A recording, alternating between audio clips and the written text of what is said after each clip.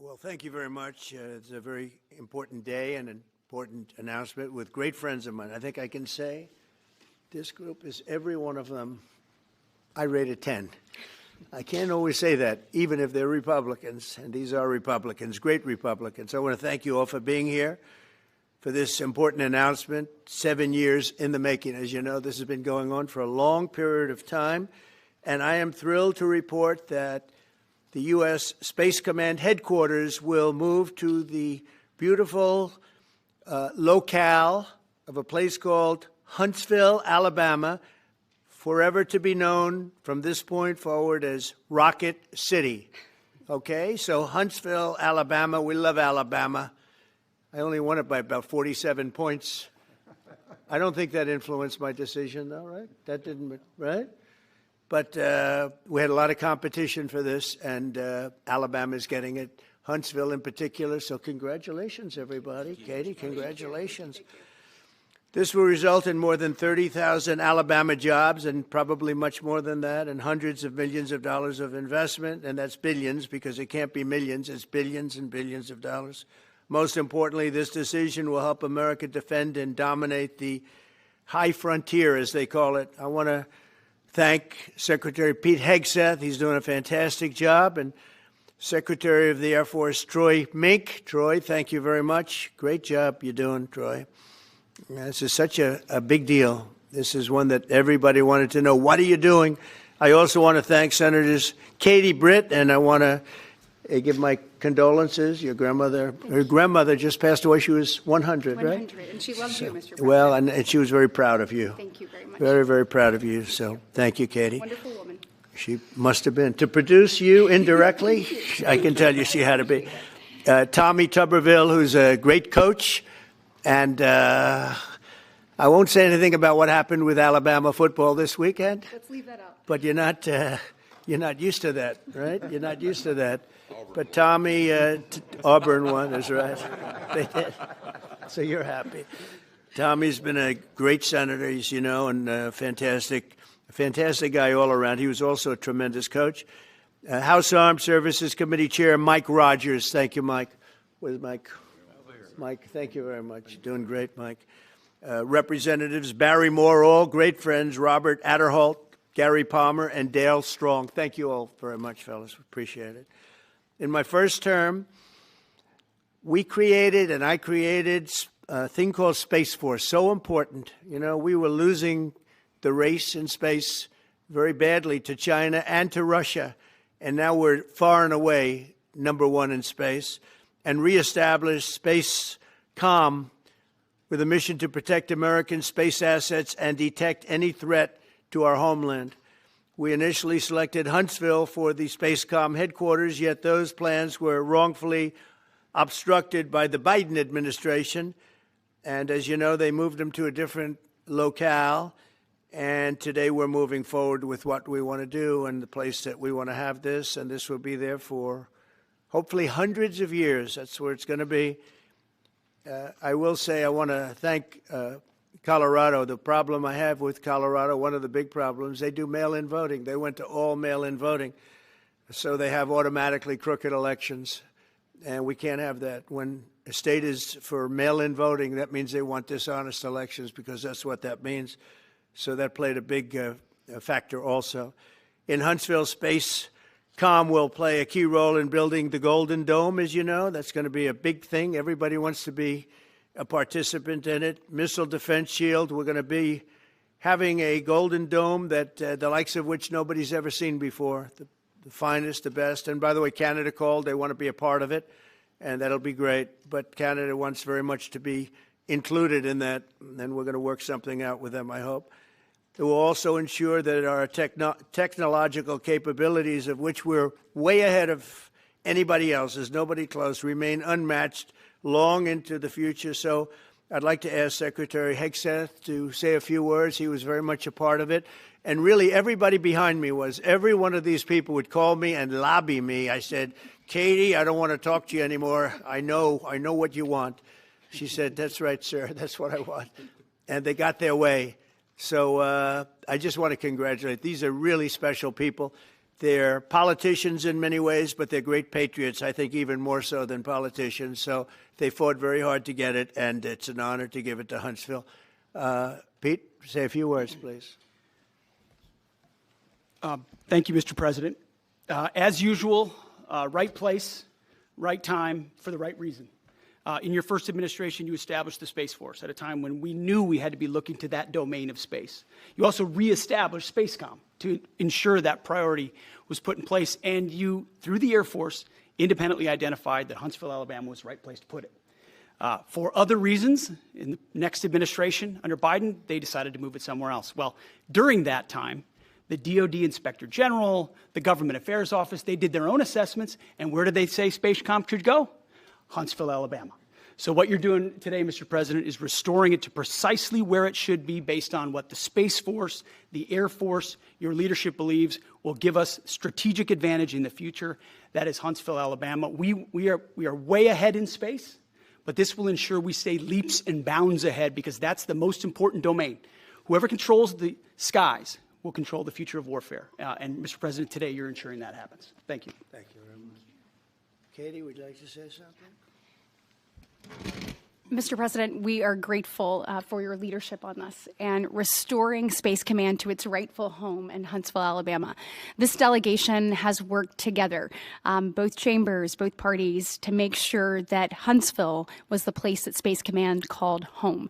As was mentioned, obviously the Biden administration chose to make this political. What we want to do is put the safety and security of Americans first. We want to make sure that our warfighter is put first, and we want to make sure that America continues to lead. And today, Mr. President, you've allowed that to happen. Thank you. Thank you very much. Tommy, please. Yeah, thank you. Thank you, Mr. President. This is a great day for our country, not just for our state of Alabama. We need help in our military. We need to catch up. And as Secretary has said, we're not behind in space, but we know where we're at, and we need to expound on that. Now, this move will save the taxpayers $480 million. It's not going to cost more. It's going to cut $480 million. We have the plans intact.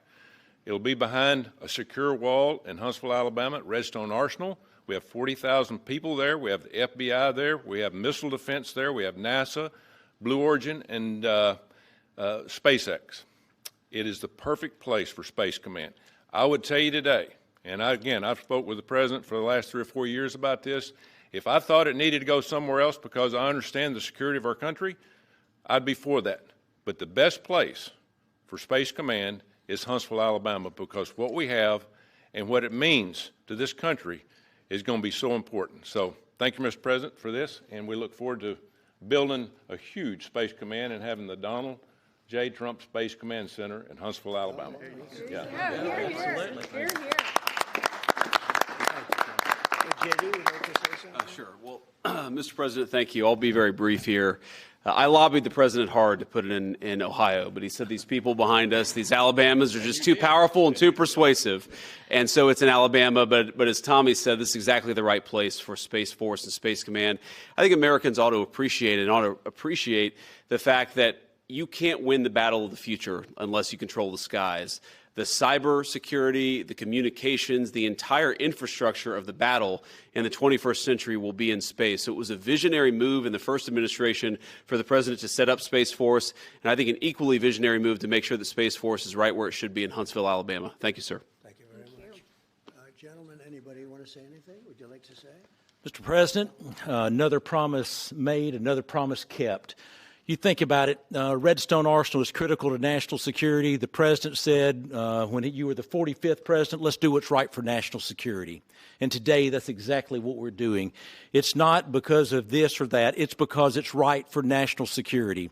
You think of the 21 categories that were evaluated to determine what was best for national security. All indicators pointed back to Huntsville, Alabama, and Redstone Arsenal. We have the right people at the right place at the right time. Mr. President, on behalf of the people of the 5th Congressional District and all of Alabama, thank you for keeping your word.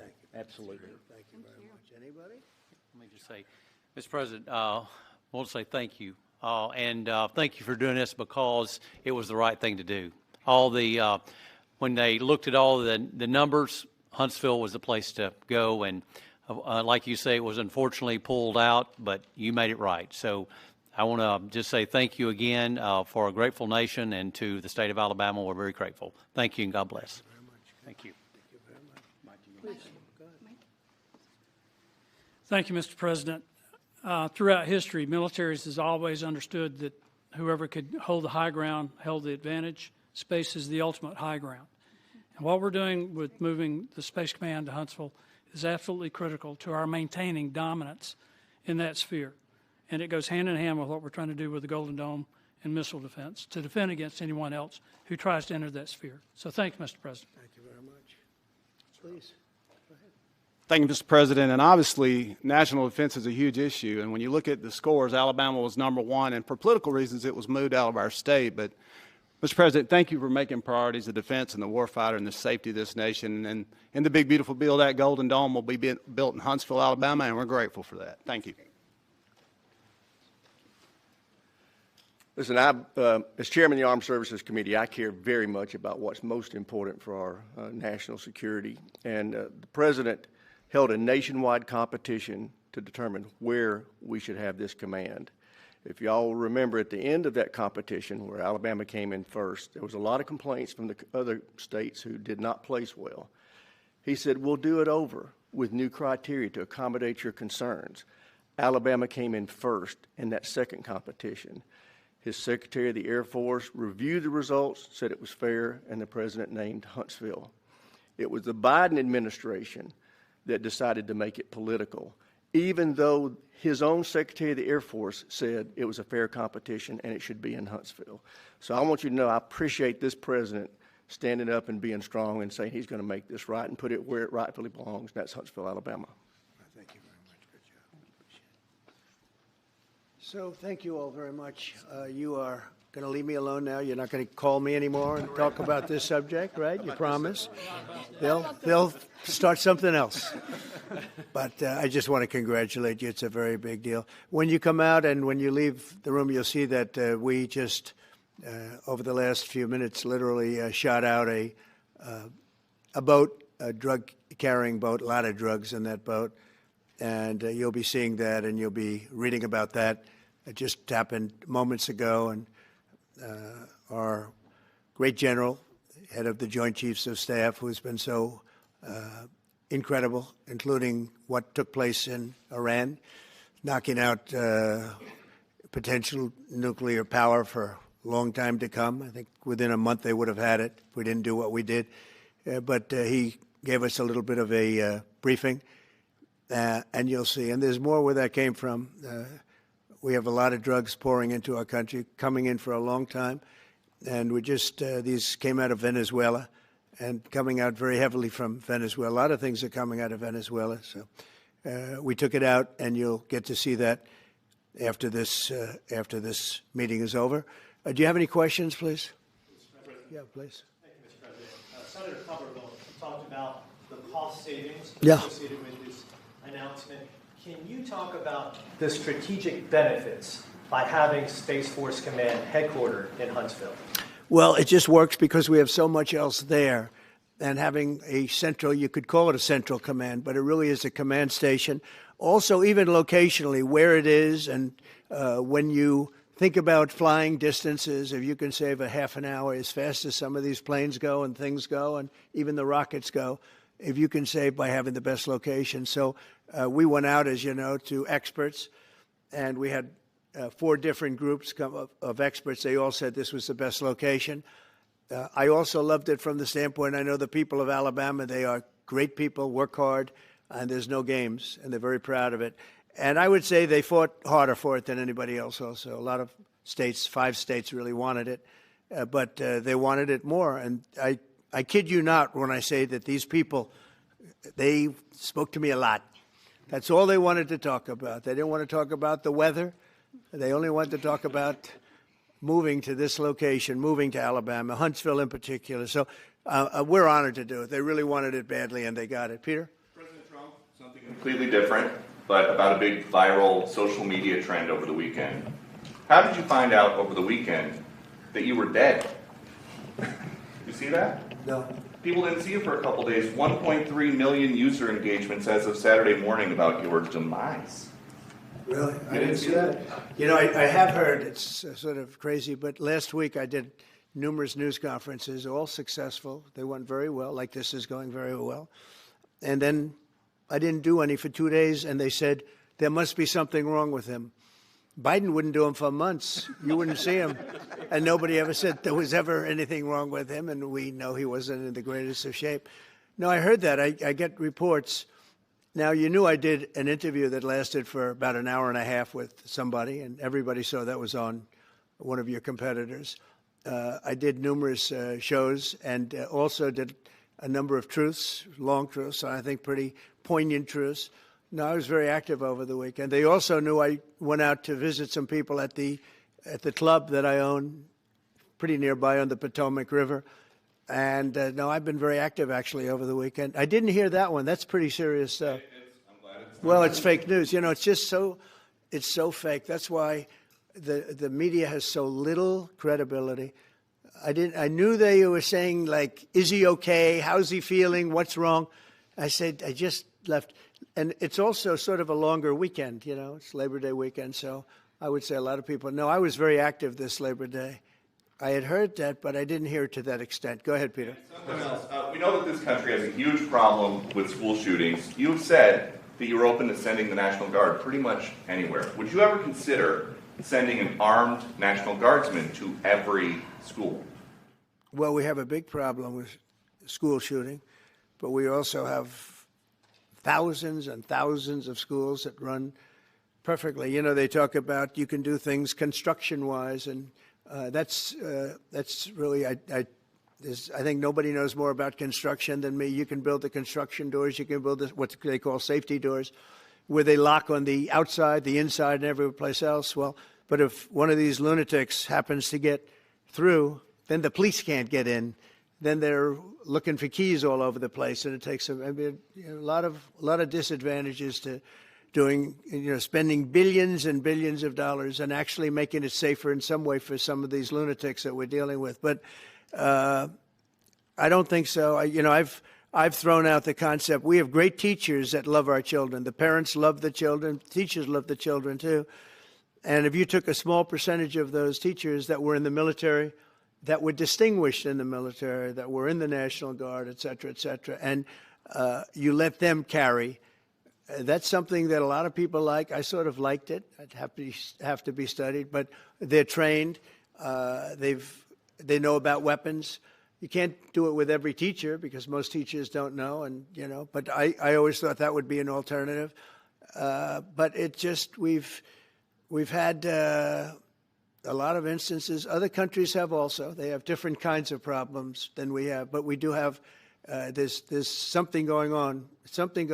And it's a bad thing. Yes, please. Have you spoken with President Putin in the past week? Have you spoken with President Putin? In the Yeah, past I don't want to. I have learned things that will be very interesting. I think in the next few days you'll find out. Consequences if there isn't some type of announcement of a meeting with President Putin and President Zelensky? And what could those consequences be? We're going to see what happens. We're going to see what they do and what happens. I'm watching it very closely. Last week they lost 7,000, between the two countries, 7,313 soldiers, to be somewhat exact, for no reason whatsoever. And they're Russian and they're Ukrainian, but, they're soldiers. I want to see it end. Yeah. Mr. President, have you decided you're definitely going to send National Guard troops to Chicago? I didn't say when, but the answer is, look, Chicago's very interesting because I watched Pritzker get up and say we don't need help, we're safe. But 2 weeks ago, they had 6 people murdered, and they had 24 people hit by bullets. Last week, as you know, it was 7 people, 24 people hit, and 7 people died. And then over the last 2 days, that was the crown jewel. They had, I guess, 9 or 10 killed, and 50 hit with bullets. And you have this governor get up, who's a terrible governor. Probably he and Gavin Newsom would be probably the 2 worst and most naive They're naive. Either they're naive or they're very untruthful. And he'll say, we don't want any protection. We don't need. So in the last 3 weeks, he's lost almost 20 people killed. There's no place in the world, including you can go to Afghanistan, you can go to places that you would think of.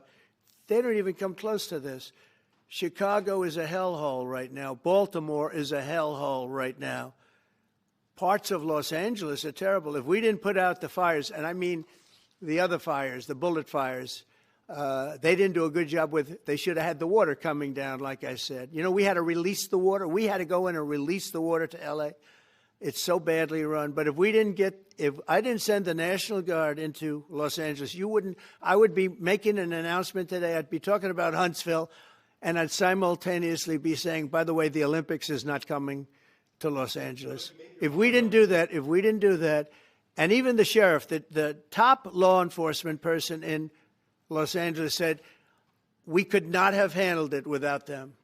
So that's what he said. Did you make your mind up on Chicago, though? Well, we're going in. I didn't say when. We're going in. When you lose, look, I have an obligation. This isn't a political thing.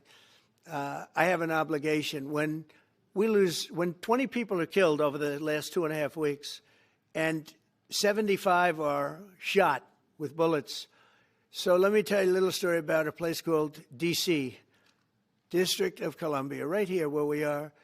It's now a safe zone. We have no crime. It's in such great shape. You can go and actually walk with your children, your wife, your husband. You can walk right down the middle of the street. You're not going to be shot, Peter. You're safe. Everyone likes you anyway. They probably wouldn't do it. But it's so dangerous. And there are people in this audience that you've suffered greatly. There are people in this audience that have been mugged and hurt badly, and they don't want to talk about it. Maybe you were very brave in talking about it. You made quite an impression on a lot of people. I appreciate it. But there were other people in this room that have been hurt very badly just walking down the street in D.C. Washington, D.C. is a safe zone right now. It's a safe city. The restaurants are open. They're booming. You can't get a restaurant. New restaurants are announcing that they're going to be open. This took place in 12 days. Now it's 15 days, but 3 days ago it became what's known as a safe zone. It's a safe city.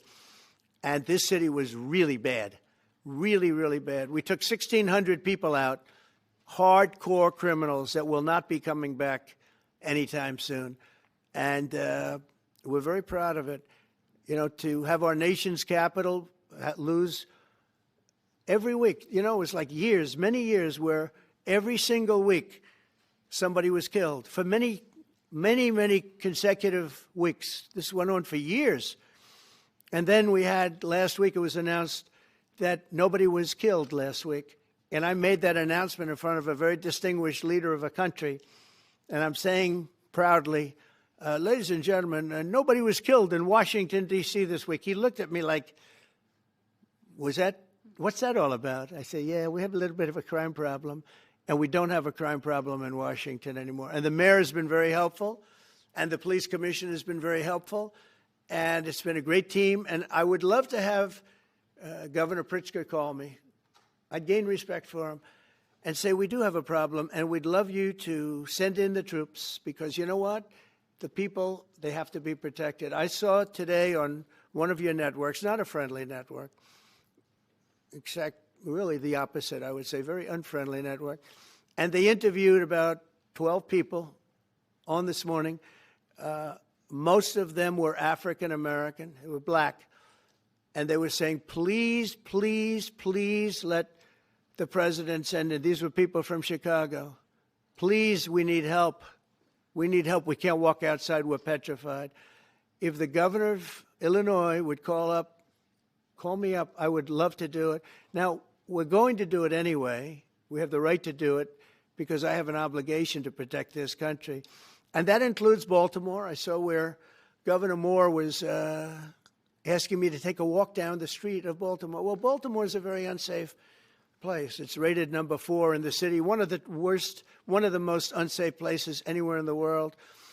But, you know, we took care. This was a beautiful thing that happened in Washington because we showed that it could be done. And this wasn't just sending big, strong guys, and they are big and they are strong. You know, we had a great decision from the Supreme Court that had to do with sort of talent. It had to do with you are put down based on merit. You can hire based on merit. So merit for a soldier or for a policeman is strong, physically fit, having a certain ability, not a person that is woke and got the job through woke, but wasn't strong enough to lift a gun out of the holster, et cetera, et cetera. No, I looked at the police. As you know, last week I went over, we had a meeting there had to be 300 people, and they were all very impressive looking. And when the bad guys see them, they're not going to do a thing. And so I'm very proud of Washington. It serves as a template, and we're going to do it elsewhere. But Chicago is certainly going to be high. I would love to have him call. I would love the governor of Illinois. I'd be honored to take his call. All he has to do is say, sir, we need help. It's out of control. And everyone knows it is. He's not kidding anyone. I would love to have, I would say, Governor Moore call, because I watched him over the weekend trying to explain that Baltimore, what they need is housing. No, they don't need housing. They need to get rid of the criminals. These are hardcore criminals. You know, we took many people off the streets of Washington, D.C. They're hardcore. They're not going to be good. In 10 years, in 20 years, in 2 years, they're going to be criminals. They were born to be criminals, frankly. They were born to be criminals, and they're tough and mean, and they'll cut your throat, and they won't even think about it the next day. They won't even remember that they did it. And we're not going to have those people. Washington, D.C. is now a safe zone. It's a safe place. And you can walk, Katie, you can walk right down the street with, by the way, one of the biggest human beings I've ever seen, which is her husband. He was a football player for like 11 years in the NFL. He's a big person. But big doesn't mean anything when they have guns and when they have knives and everything else that they have, right? But you can walk right down the street, even by yourself, and you're totally safe. Washington, D.C. is a great thing. Yes, ma'am, please. Mr. President, as you're calling on Democratic leaders across the country to work with you on crime, do you see your efforts here in D.C., including, for example, working with Mayor Bowser here as a model for bringing more bipartisanship in matters not only with crime, but also issues that matter to everyday American people's lives? So Mayor Bowser's been great. She could have taken the thing, and then after I clean it up, they'll take credit for it. You know what they do is they take credit. Like, we cleaned up Los Angeles. We did a great job there. And it was overwhelming what was going on. And again, the police chief made a statement that we could not have done, there's no way they could handle it. You saw what was happening out there. It was going to be a disaster. We stopped it cold. If we didn't do that, would have been a very sad day. And you know, remember, we have the Olympics, we have the World Cup, we have all these things coming, and we have 250, all of these things coming. But I watched Newsom get up and say he's doing a great. He's not. We're the ones that did it, and that's okay, whatever it takes. But the main thing is we. But he got up and said we did it. Well, he didn't want us there, and he's going to need us again because it's starting to form again. I see it. It's starting to form again. You know, we have to maintain. It's like maintenance on an airplane. You can buy it, but you have to maintain it. And if you don't maintain it, a good plane becomes very unsafe very quickly. So it's an honor to do it. It's a lot of presidents wouldn't do what I'm doing. I don't need this heat. But when I watched television last night and I'm watching the news and I see that 9 people were killed in Chicago and 54 were badly wounded with bullets, I say, that's not this country. We have to do something. And I do say this. I say this very much. I'm not speaking to anybody but them right now. I would love to receive calls from governors and mayors saying they need help. We'll help them. We have a lot of people. We have a great force. We have a great military force. You know, Pete will tell you that when I was running for office, and this was a big headline, I think, you know, probably got me a couple of votes, but you couldn't sign people in the military. Nobody wanted to join the military, the Army, Air Force, the Navy, Marines, Space Force, Coast Guard. We never forget Coast Guard because they've done such a great job. Never. But nobody wanted to join any of them. We were way below what we wanted. Every single one. The closest was the Marines. whatever that is. You'll explain that to me. But the closest was the Marines. But every service was way down, way down. And then I got elected, and our country's the hottest country anywhere in the world right now. Everybody's talking about the USA. They're talking about the job that we're doing. Everybody. We have the best economy. We have a very, very important decision being made by the Supreme Court because our country is the richest, the strongest, the most powerful. But if for some reason some liberal court, I'm talking about the court that just ruled, where even an Obama judge voted in favor of us, which I gave him a compliment yesterday, as you know. I said that took great courage. But it's a liberal court, and it's going up to the Supreme Court, who I think have been incredible people. I think they've made very wise decisions. But the tariff question, because without the tariffs, this country is in serious, serious trouble. We've taken in almost $17 trillion of investment is coming in. Most of it is coming because of tariffs. And if for some reason somebody wanted to be politically correct, I actually think it's unpolitically correct. I think politically correct is to approve it because there's nothing so popular as what's happened to our country. Our country is doing so well.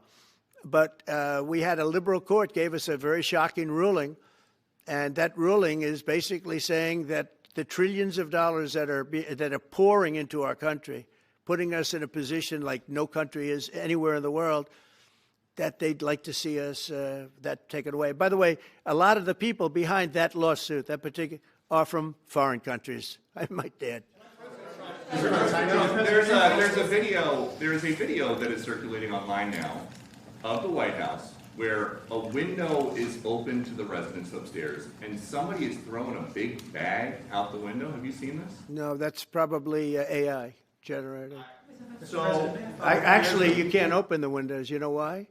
They're all heavily armored and bulletproof. So that's a fake video? Well, it's got to be because I know every window up there. The last place I'd be doing it is that because there's cameras all over the place, right, including yours.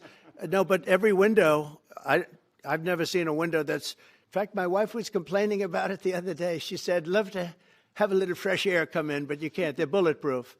And number one, they're sealed. And number two, each window weighs about 600 pounds. You have to be pretty strong to open them up. No, that has to be, where was the window? Let me see.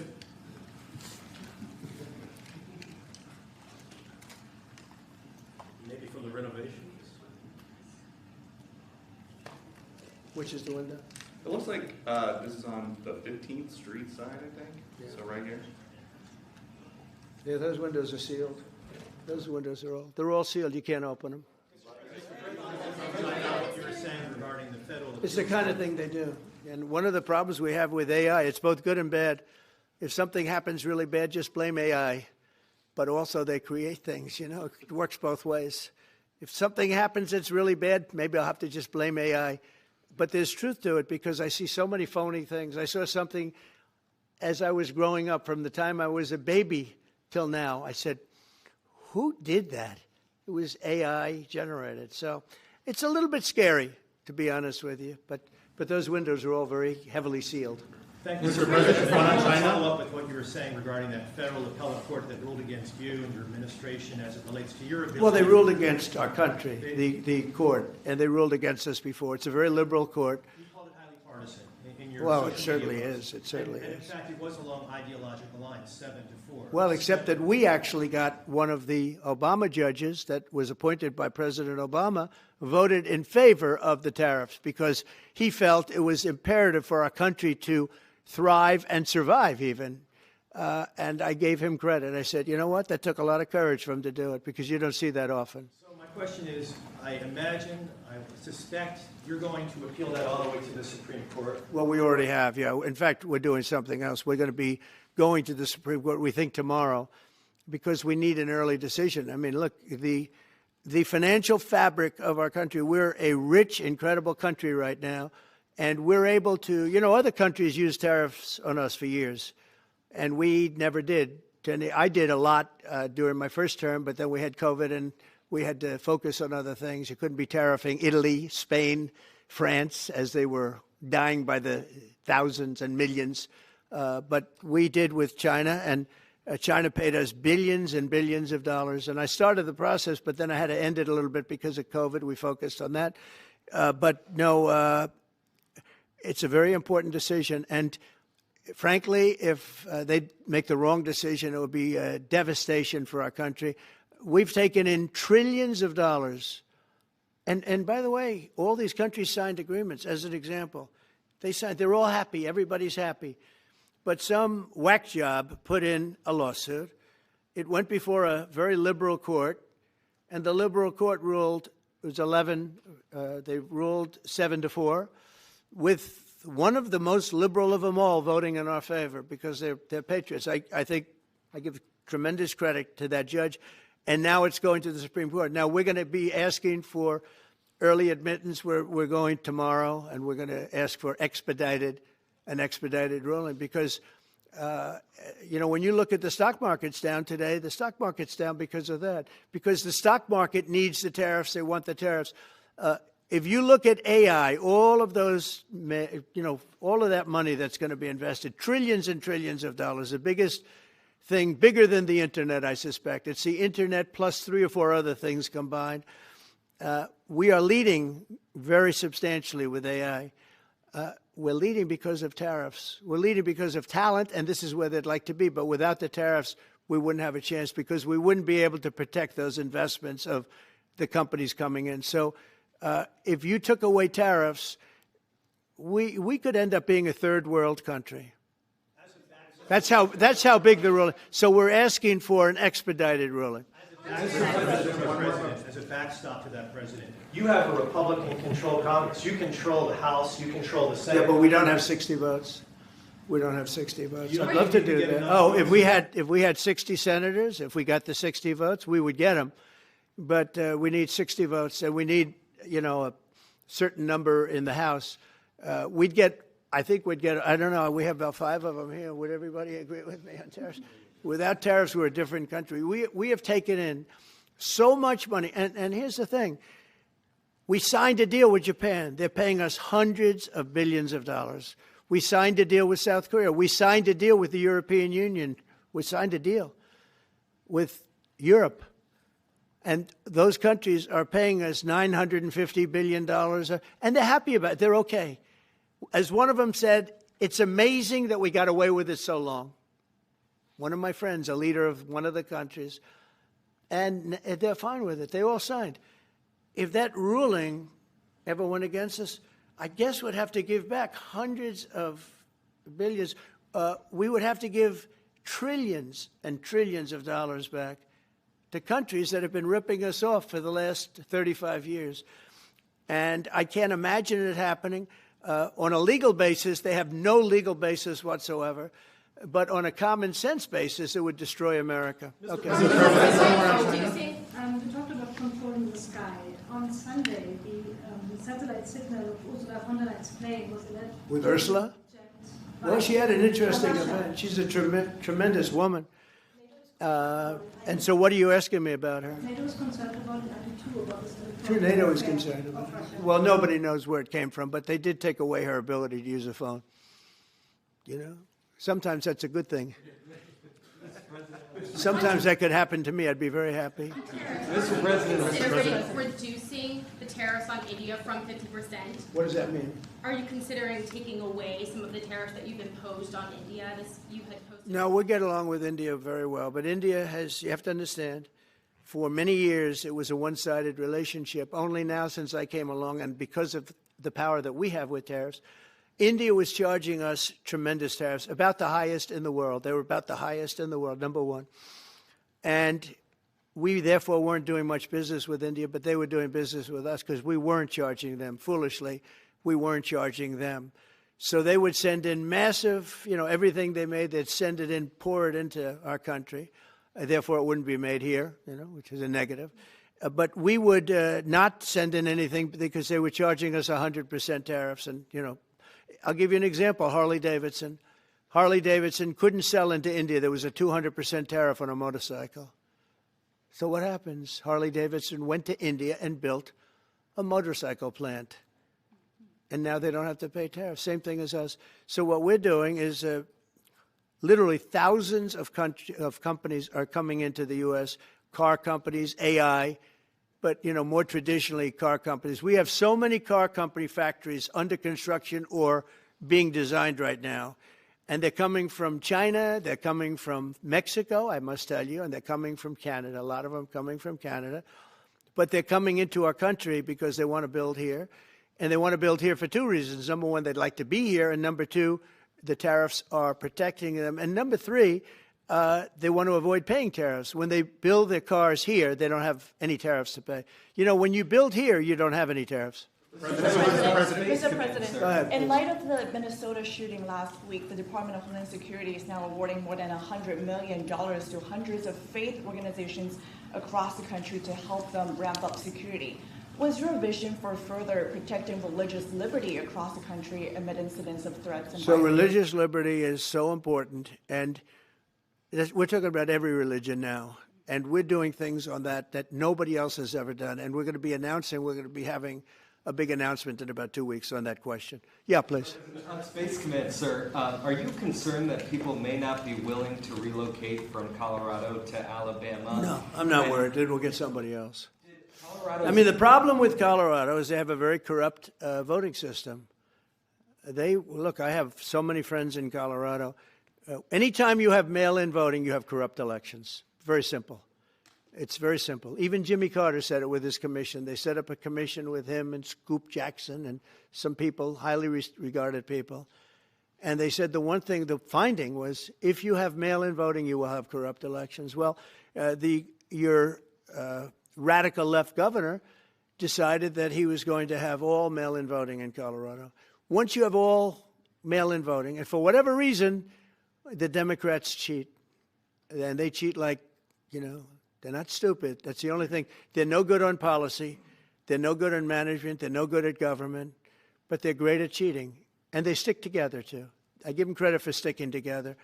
Please. Obviously, this is a big win for national security, moving this to Alabama. We've all can agree with that. Big. Is there any idea of the economic impact this has on the state and on that local area? Katie, do you want to answer that? Look, go ahead. Please go. This is going to be tremendous. The state of Alabama, what we've seen through this process is the worst of Washington. We've seen politics get in the way of what is best for the warfighter, what's best for national security.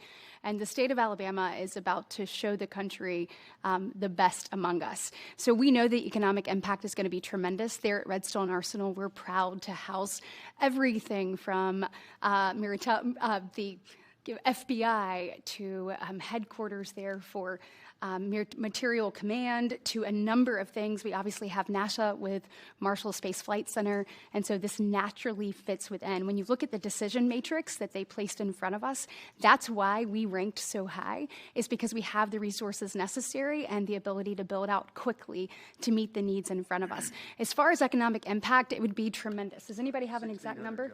1,600 jobs. 3,000 spinoff. With 3,000 spinoff. Look at this. This is teamwork right here. So we are really proud, and the people of Alabama are ready to get to work. And I've got a housing question, if you could, just for a second, Mr. Yeah, President. please.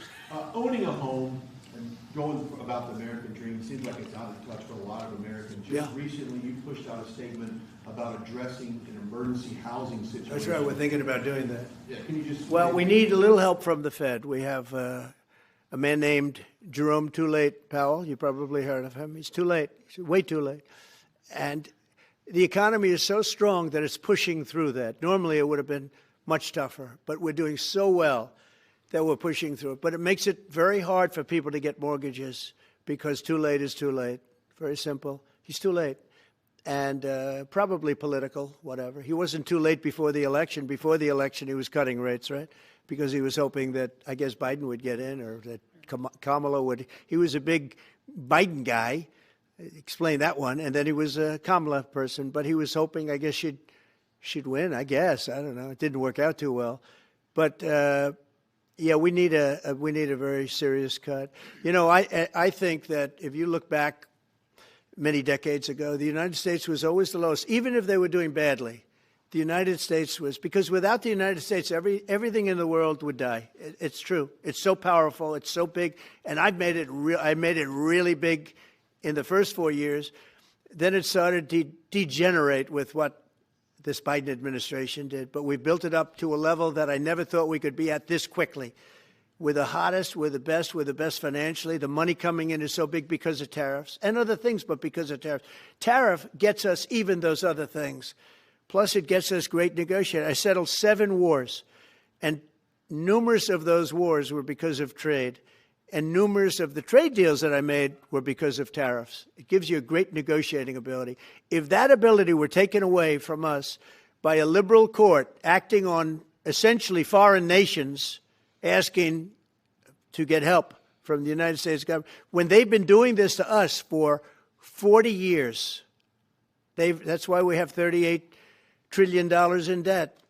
We won't have it for long if they let us if they allow us to do what everybody knows we should be able to do. Yeah, please. Mr. President, another Biden-era action that you're now reversing is that you signed a deal last week to make federal buildings adopt and embrace classical architecture styles again. Can you talk to us about why you do that, and also what's your vision? Well, we want to see beautiful buildings. Now, you know, it's in the eye of the beholder. I've seen architectural reviews over the years. I'm an expert at it. I've gotten a lot of great reviews. But I've seen buildings that I didn't think were very good get great reviews, and I've seen great buildings get bad reviews. So, but it's just a standard. We want to have a good standard. We're building something here. You know, for 150 years, they wanted a ballroom at the White House. We're doing something at the highest level, using great architects and all. And, you know, it's very exciting. But we have a lot of interesting things happening architecturally in D.C. And D.C. is like a different place. And, you know, even the contractor said, sir, we walked down today, we feel like much safer. It's like a different place. Washington, D.C. is great. Now, we're going to also beautify it. We're going to put a topping on the roads. We're not going to rip them apart and take 4 years to build a road that was exactly the same by the time you build it. But we're going to put toppings. We're going to put new medians in. We're going to get the graffiti off. We're going to put tiles up in the tunnels where the tiles are missing. We'll do the whole tunnel instead of, you know, a little area where you see new tiles, old tiles that never look too good. But they could use it. You know, they've been up for 50 years. They've served their duty. But we're going to make this within about a 20-mile radius from the White House. We're going to have this place spick and span.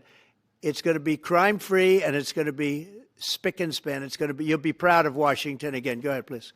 Sir, China's having a massive military parade that President Putin and Kim Jong-un will be attending. Do you interpret that as a challenge to this? And are you concerned at all about those countries trying to be some sort of counterweight? Not at all. China needs us, and I have a very good relationship with President Xi, as you know, but China needs us much more than we need them. No, I don't see that at all, no. One more. And I had actually a very good meeting with President Putin a couple of weeks ago. We'll see if anything comes out of it. If it doesn't, we'll take a different stance. Everyone march today in California ruled that your deployment of National Guard troops to Los Angeles was illegal. Do you have any response? Well, it was a radical left judge. But very importantly, what did you not tell me in that question or statement that you made? Pretty much of a statement, I think. Well, I was asking for your response. No, you didn't say what the judge said, though. The judge said, but you can leave the 300 people that you already have in place. They can continue to be in place. That's all we need. But why didn't you put that as part of your statement? Because the same judge ruled exactly as you said, except the judge said that you can leave the 300 people that you already have in place. They can stay, they can remain, they can do what they have to do. Thank you very much, everybody. We appreciate it. Thank you. Thank you. Thank you very much. Thank you, guys. Thanks, press. Thank you. Thank you. Let's head out. Let's go, guys. Thank you. Thank you, press. Thanks, guys. Let's go. Let's go. Keep going. Thanks, guys. Thank you, press.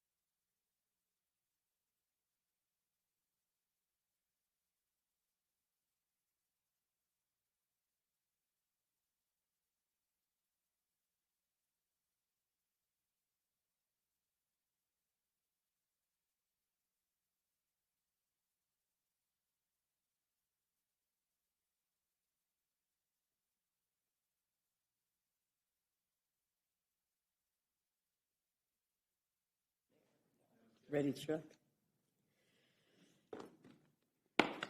Good afternoon. The committee will come to order. Without objection, the chair is authorized to declare recess at any time.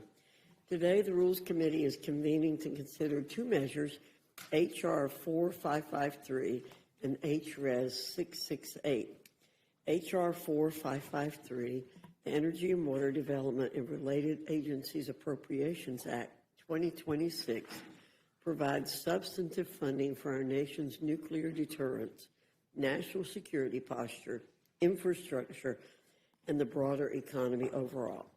This legislation further cements our commitment to fortify American energy, lower cost, and advance power to the nation that is as affordable as it is reliable. The nation, and especially the American people, deserve this. H.R. 4553 supports one of the largest commitments to expand mining production technologies for critical mineral extraction in decades. It provides continued funding for cybersecurity efforts that will secure a more resilient and reliable electric grid for all Americans. It takes a calculated and measured approach to halt foreign adversaries from accessing technology, natural resources, and defense capabilities that make America strong. And this legislation makes a deliberate effort to safeguard the tax dollars of hardworking Americans from being spent on the outdated, misguided priorities of the previous administration. It is abundantly clear that we need to advance H.R. 4553 to build upon our nation's return to energy independence. H.Res. 668 directs the Oversight Committee to continue its work in investigating and obtaining relevant documents related to the Epstein files. So far, the Oversight Committee has issued subpoenas on a bipartisan basis and has collected tens of thousands of documents from the Department of Justice. Chairman Comer has been conducting and leading this investigation with openness and diligence. It's how Congress is supposed to operate. We should all take note of how quickly the DOJ has responded to these bipartisan subpoenas. When was the last time anyone can remember the DOJ, under any administration, responding to a subpoena in less than a month? Our Democrat colleagues have a unique opportunity here in the Rules Committee today. So unique, in fact, that they can join Republicans in a spirit of bipartisanship. They can support, as Republicans intend to do, the Oversight Committee's continued work to investigate and publicly release the Epstein files. Now our Democrat colleagues will predictably say that legislation is a distraction. And if they don't want to support transcribed interviews, more documents being obtained, and the bipartisan work of the Oversight Committee, it will be rather intriguing. See, their newfound interest in the Epstein files, and yes, it's entirely newfound, will be brought into even more question. They didn't say a peep the last 4 years when they had the opportunity to release the files. They did nothing. The only reason why they've latched themselves to the Epstein files as of late is because they see it as a politically advantageous opportunity. Let's see what they decide to do. With that, I yield to the ranking member, Mr. McGovern, for any comments he wishes to make. Well, thank you, Madam Chair, and it's great to see you and my colleagues on the committee. So here we are again, more Republican measures written for and by big oil, big gas, and big mining for polluters, not people. A deeply partisan energy and water funding bill that will jack up costs for American families while giving China the advantage in clean energy. And hanging over it all is a looming Republican-made shutdown. We are supposed to be here to do the people's work, fund the government, keep our water safe, make energy affordable. But let's be honest, this majority has one obsession: burying the Epstein files. That's the through line. Every delay, every diversion, every broken promise, it all comes back to the same thing: protecting the powerful instead of telling the truth. We saw it before the August district work period. You voted against transparency again and again, voted against releasing the Epstein files again and again. Then you guys rolled out a laughable resolution by my good friend Mr. Norman, a press release dressed up as a bill, a resolution which didn't even have the force of law, and then you guys skipped town without even ever voting on it. Republicans paraded around a fake resolution, but never voted on it because you never planned to vote on it. It was completely fake, concocted to make it look like Republicans were doing something. And here you go again, another fake resolution that literally directs a committee to do what it was already doing. Republicans are trying to kick the can down the road even more, telling oversight, keep looking into it. Give me a break. Translation, you want a congressional committee to slow walk the release of just some of the files. At this point, Republicans should just admit that you're covering for your rich and powerful friends. It's that simple. This isn't complicated. And even while Republicans stall, even while they try to distract, Republicans continue to break promise after promise. Remember the Speaker's big promise? No August recess until all the appropriation bills are done. I'm quoting him directly. Well, it's September, and we are only on Bill 3. 3 out of 12. 9 more to go. Another broken promise, another failure of this majority. And all the while, Jeffrey Epstein's partner in crime, Ghislaine Maxwell, magically lands in a country club prison after being interviewed by Trump's political lackeys. Trump moved his convicted child sex offender friend into cushy new digs. And can I even get a peep of criticism or pushback from the other side? This is insane.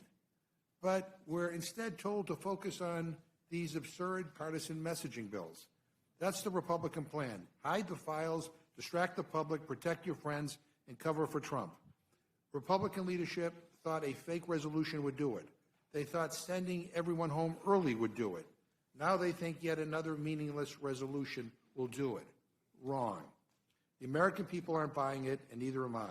We deserve a Congress that doesn't flinch from hard truths. We deserve leaders who stand up to predators, not cover for them. We deserve real accountability, and we deserve to read the Epstein files and decide for ourselves.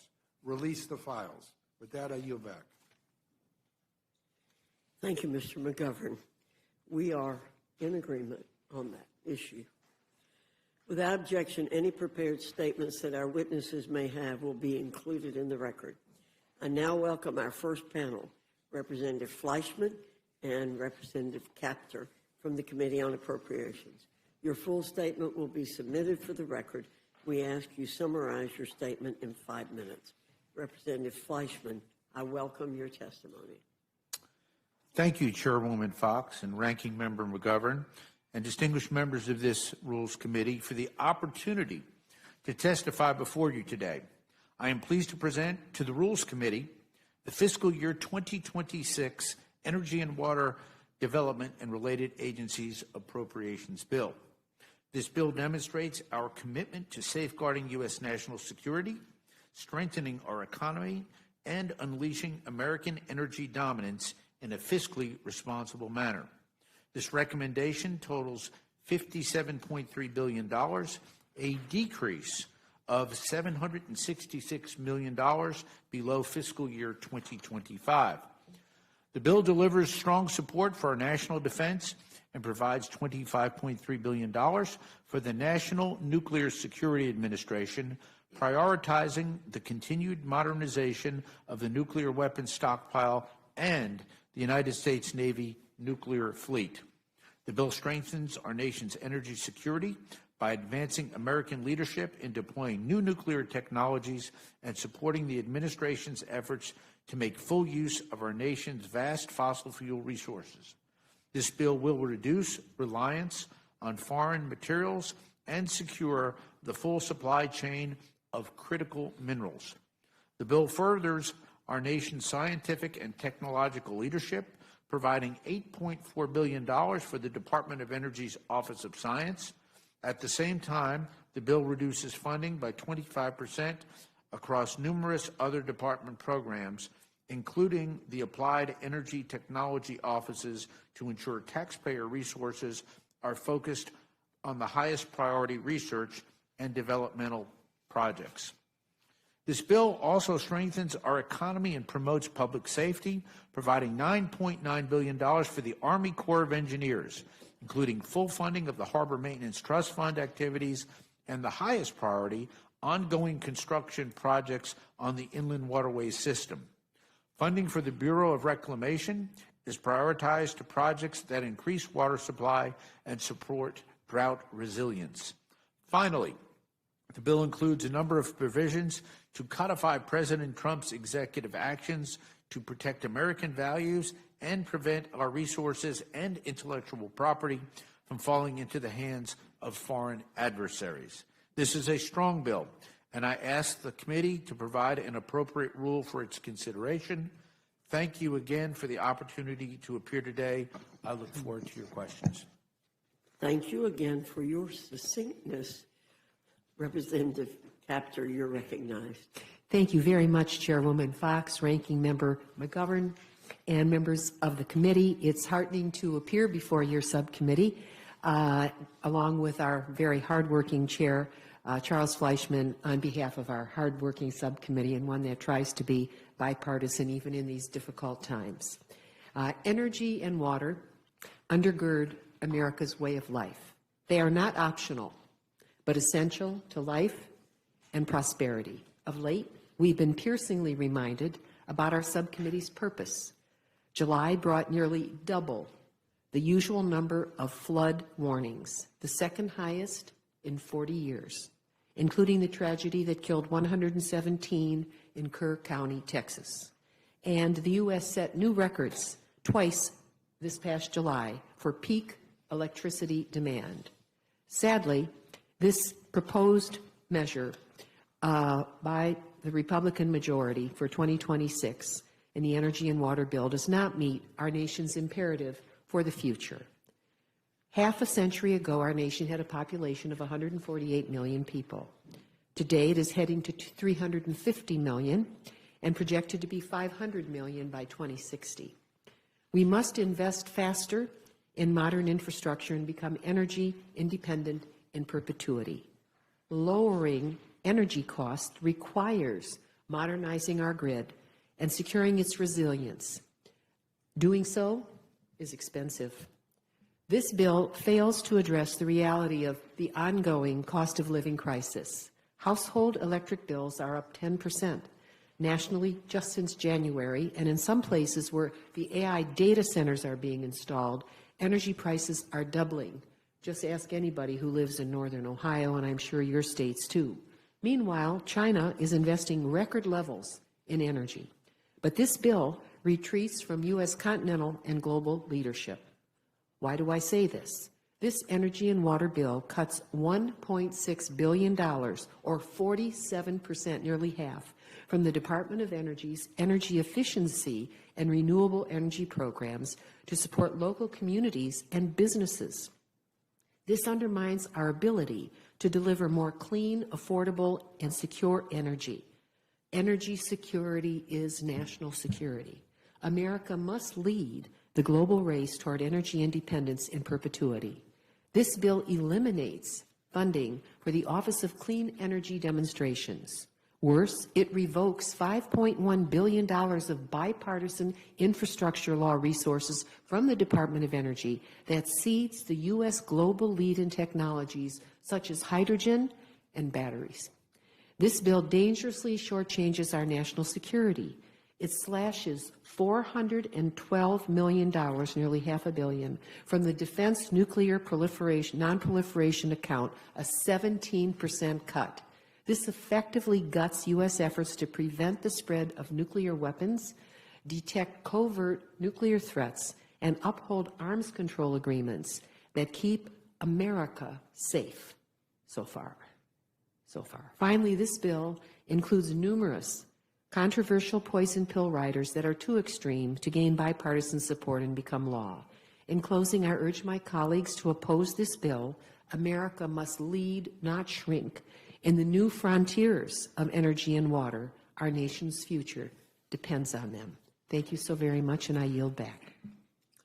Thank you, Ms. Capter. Representative Fleischman, is there anything that you'd like to respond to that Congresswoman Capter said?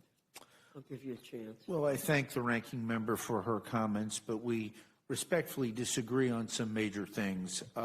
First and foremost, this is a good bill. The Department of Energy has two very important tangents to it. First of all is the NNSA, which is the National Nuclear Security Administration. In my great district, in the city of Oak Ridge, we've had the Y-12 plant. This was actually the birthplace of the Manhattan Project. We have got to fully fund, and we do fund our nuclear arsenal through the Department of Energy, through this bill. It is so important that we do this. Our adversaries, Russia, China, North Korea, and others, are sadly working towards ramping up their nuclear arsenals, in fact, working towards triads. Ours is still the strongest, ours is still the best, but this bill takes care of that. On the advancement of energy, and I, Madam Chair, I respectfully chair the American Dominance in Energy Caucus in Congress, in which we work with Republicans and Democrats in a very strong bipartisan way to ramp up Americans' energy production and hence Americans' energy dominance. This bill articulates those key goals. We have funds in there for things like geothermal. I'm a champion of nuclear, of course, but we want to make sure that in our great nation that we not only dominate in terms of energy production, Madam Chair, we've got to win this race, because I want to see a situation as President Trump's agenda works and we bring back manufacturing and great jobs to the United States, that we have the energy to support that. And with that, I'll yield back. Thank you. Mr. McGovern. Thank you. Mr. Fleischman, under your bill, as Ms. Capter pointed out, Republicans would cut energy efficiency and renewable energy programs by $1.6 billion. I mean, that's nearly 50% of total funding. This would eliminate funding for clean and affordable energy and raise energy costs for families in red and blue communities alike, all while China is literally making record investments in clean energy. Talk about an unforced era of epic proportions. But this bill would also result in a $102 million cut to Tennessee, including $85 million to the Oak Ridge National Laboratory in your region. Can you tell us how many grants would be paused, reduced, or terminated, and how many scientists and other employees would be laid off due to the cut to Oak Ridge National Lab? Well, I appreciate the ranking member's question, and Ms. Capter did correctly state her comments on the record on that. But I would respectfully point out to the ranking member on this issue, nothing will be lost, because EERE, and I'm a supporter of EERE and what it has done, as are many of my colleagues on my side of the aisle and your side of the aisle. But as we look at the Inflation Reduction Act, prior appropriation bills, and the Infrastructure Investment and Jobs Act, which was passed and signed into law, there was literally, Mr. Ranking Member, so much additional funding. It would be like 10 years or so worth of funding given to EERE. They can't spend the money that they've got. So the reality is no jobs will be lost. We will continue to support EERE, but they've got more than sufficient backlog of funds that they've yet to been able to spend. They were almost force-fed money in those programs. How many employees across the 17 national labs would be impacted by a $1.6 billion cut to energy efficiency and renewable energy account? My answer would be none, and they should be actually hiring some because of these unobligated funds that they have not been able to spend from this past legislation, where we actually had an overabundance of funding there. Ms. Capter, do you share that view that this won't affect anything? Unfortunately, I do not share that point of view, Mr. Ranking Member. We have a fact sheet that I actually will submit to your record that outlines the estimated cuts to the labs, the finest labs in the world where only U.S. citizens can work. And those reductions are estimated for fiscal year 2026, resulting in eliminating 7,700 scientists and staff. 7,700.